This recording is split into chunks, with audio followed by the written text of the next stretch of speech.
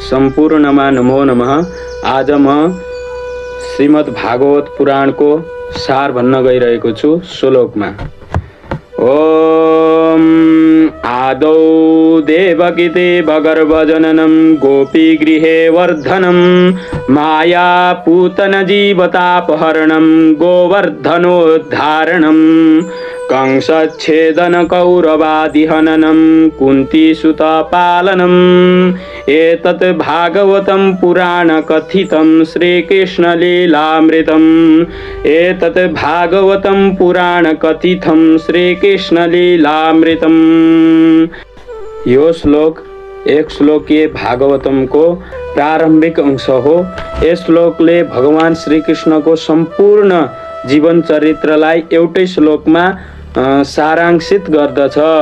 यो श्लोकको अर्थ चाहिँ म तल लिंक लगाएर राखिदिन्छु, सबैले त्यहाँ गएर हेरिदिनु होला।